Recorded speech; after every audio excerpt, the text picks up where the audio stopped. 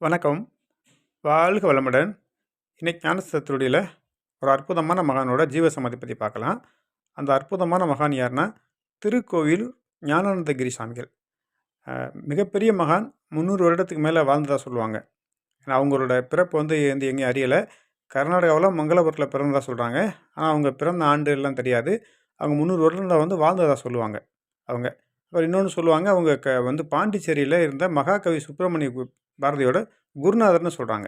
அவர் குள்ளசாமி சித்தர்ன்னு சொல்லுவாங்க. ஏன்னா, அவங்க வேஷ்டி குட்டையா இருப்பாங்க, குண்டா இருப்பாங்க. நெஞ்சு வரைக்கும் வேஷ்டி ஏத்தி கட்டியிருப்பாங்க. அவங்கள குள்ளசாமி சித்தர்ன்னு சொல்றாங்க. இவங்க பார்த்தீங்கன்னா, ஆதிசங்கரர் மொத்தம் 4 மடம் ஸ்தாபிச்சாங்க. காஞ்சி சங்கர மடத்தோட சேர்ந்து ஜோதிர் மடம்னு ஒரு மடமும் ஸ்தாபிச்சாங்க. அத்வைத மடம். அந்த ஜோதிர் மடத்தோட பீடாதிபதி ரத்னகிரி சாமிகள். அவர் பார்த்தீங்கன்னா, பண்டரிபுரம் போயிருக்கும்போது, அங்க சுப்பிரமணியன் அப்படிங்கிற ஒருத்தர சந்திக்கிறாரு. ஒரு ஒரு இளம் வயது உடையவரு. அவரோட ஆற்றலால கவரப்பட்டு, அவர தன்னுடைய சீடரா தேர்ந்தெடுக்கிறாரு. தனக்கு பின்னாடி அந்த ஜோதிர் மடத்தோட பீடாதிபதிய நியமிக்கிறாரு. அதுக்கு ரத்னகிரி சாமிகள், அதாவது ஞானந்த சாமிகள் அப்படிங்கிற பேர அவருக்கு சூட்டுறாரு. ரத்னகிரி சாமிகள். அதுக்கப்புறம் அந்த மடத்தோட பீடாதிபதியா தபோவன ஞானந்தகிரி சாமிகள் இருக்கிறாங்க. அவங்க ரொம்ப வருடம் வாழ்ந்ததா சொல்லுவாங்க.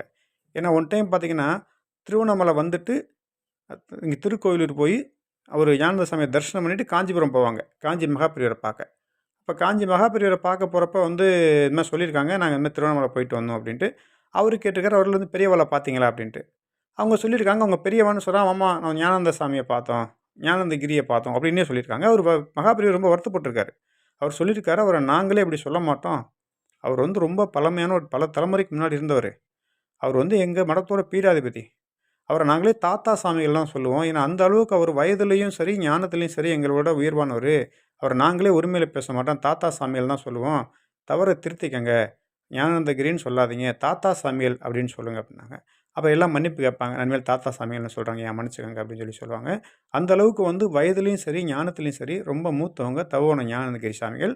அவங்களோட சிறப்புகள் என்ன அப்படின்னாக்கும், நிறைய மகான்கள வெளிக்கொண்டு வந்திருக்காங்க. பார்த்தீங்கன்னா, கசனப்பட்டியில நிர்வாண சாமி இருந்தப்ப யாருக்கும் பொதுவா தெரியாது. அப்புறம் தூத்துக்குடி ராஜமாணிக்க நாடார் ஐயா, அது மாரி பழைய டிஐஜி பொன் பரமகுரு, இவங்கெல்லாம் தவோவனத்துக்கு போய் சாமிய தரிசனம் பண்ணும்போது, சாமி சொல்லியிருக்காங்க, "கசவனப்பட்டி போங்க. அங்க ஒரு துருவ நட்சத்திரம் இருக்கு. நிர்வாணமா இருக்கு. போய் பாருங்க." அப்படின்றது. அதே மாரி கன்னியாகுமரியில இருக்கக்கூடிய மாயம்மாவையும் அவங்க தான் சொல்லியிருக்காங்க. "அங்க ஒரு சித்தர் இருக்காரு. போய் பாருங்க." அப்படின்னு சொல்லிட்டு. அதே மாரி நயினார் சாமிகள். இவங்கெல்லாம் சாமி தான் வெளிக்கொண்டு வந்திருக்காங்க. இந்த இடத்துல அந்த சித்தர் இருக்காரு போய் பாருங்க அப்படின்னு தன்னை வரவங்ககிட்ட அனுப்பிச்சு விட்டுருக்காங்க. அதே மாரி பார்த்தீங்கன்னா, யோகிராம் சரத்குமார் ஆரம்ப காலங்கள்ல தபோவனத்துக்கு போய் அவர தரிசனம் பண்ணுவாரு. ஞானானந்த சாமிகள ஓரமா நின்னு. அப்ப அங்க பார்த்தீங்கன்னா, டிஐஜி பொன்முருகன் குரு வரும்போது அவர கூப்ட்டு, இவங்களும் நம்மள மாரி பெரியவங்க. இவங்களுக்கு இப்போ அங்க திருவண்ணாமலையில சில துஷ்டர்களால தொல்ல இருக்கு. கல்லெடுத்து அடிக்கிறாங்க, தொல்ல பண்றாங்க. அவங்களுக்கு நம்ம பாதுகாப்பு குடுப்போம் அப்படின்னு சொல்லியிருக்காரு. அப்புறம் அப்புறம் என்ன செய்யலான்னு கேட்கும்போது, இந்த மாரி கல்ல விட்டு எறிறாங்க சில பேர்ன்னு யோகிராம் அப்பா சொல்லும்போது, 2 போலீஸ்காரங்கள அவங்க பாதுகாப்பு போட்டுருக்காங்க. ஒரு ஒரு 1 மாசமோ, 1 வாரமோ என்னன்னு தெரியல. அதுவரைக்கும் அவங்களோட தொல்லைகள் குறையிற வரைக்கும் அந்த பாதுகாப்புக்கு அந்த போலீஸ்காரங்க இருந்திருக்காங்க. அதுக்கப்புறம் ரிட்டர்ன் வாங்கினதா சொல்றாங்க. அது பார்த்தீங்கன்னா, ரொம்ப அற்புதமான நிகழ்வு. அதே மாரி நெறைய மகான்கள இந்த இடத்துல இருக்கிறாங்க, போய் பாருங்க அப்படின்னு சொல்லி மக்களுக்கு தெரியப்படுத்தியிருக்காங்க. அவரு டிஐஜி பொன் பரமகுரு சொல்லுவாரு, அவர் பார்த்தீங்கன்னா, அவங்க அப்பா கரிவலமந்தநல்லூர் அப்படின்னு சொல்லி ஒரு ஊர்ல பொதிசாமிகள் அப்படின்னு பெரிய மகான். அந்த மகானோட சீடர் தான் பொன்னம்பலம் சாமிகள். அந்த பொன்னம்பலம் சாமிகளும், ஞானந்தகிரி சாமிகளும் ஒரே மாரி உருவத்தில இருப்பாங்க. குண்டா இருப்பாங்க, குட்டையா இருப்பாங்க. அவரோட பொன்னம்பல சாமிகள் இறப்புக்கு பின்னாடி ரொம்ப வருத்தப்படுவாரு பொன் பரமக்குரு ஐயா. அப்போ இவங்க ஞானந்த சாமிகள பார்த்தோன்னே, அப்பா நம்ம அப்பா மாரியே ஒருத்தர் இருக்காரு ரொம்ப சந்தோஷப்படுவாரு. ஒரு அப்பாவாவே நெனப்பாரு. அதனால எந்த விஷயமா இருந்தாலும் ஞானந்த சாமிகள்ட்ட கேட்காம செய்ய மாட்டாங்க. அவங்க விழுப்புரத்தில டிஎஸ்பியா இருந்திருக்காங்க. அப்ப திடீர்னு அவங்களுக்கு கோயம்புத்தூர் ட்ரான்ஸ்ஃபர் வந்திருக்கு. ரொம்ப வருத்தப்பட்டுருக்காங்க.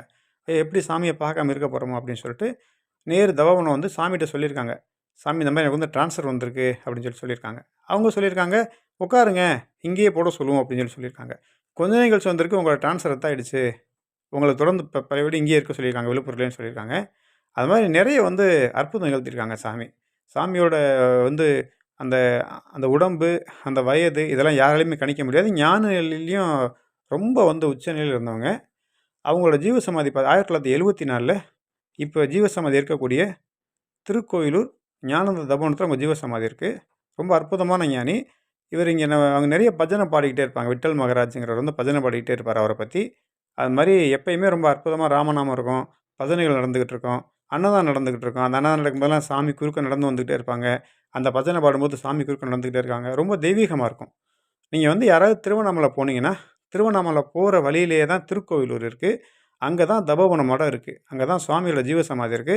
யாராவது திருவண்ணாமலை போறவங்க, ஞானந்த சாமியோட ஜீவசமாதி போய் தரிசனம் பண்ணி ஆசீர்வாதம் வாங்க. வாழ்க்கையில நீங்க தரிசிக்க வேண்டிய முக்கியமான இடம். ஏன்னா, நிறைய குருக்கள வந்து வழிகாட்டுனவங்க. அதேமாரி உங்களுக்கு குருமார்களோட வழிகாட்டுதல் தேவை இருக்கு அப்டின்னாலும் சரி, இல்ல இவரே குருவா இருக்கனாலும் சரி, நீங்க இந்த இடத்துல வழிபாடு செஞ்சீங்கன்னா, நிச்சயமா உங்களுக்கு வந்து நல்லாருக்கும். நீங்க வாழ்க்கையில ஒரு முறையாவது போக வேண்டிய இடம், திருக்கோயிலு தபோவன ஞானந்த சாமியோட ஜீவசமாதி. தரிசிச்சு ஆசீர்வாதம் வாங்க. நல்லது. நன்றி. வாழ்க வளமுடன்.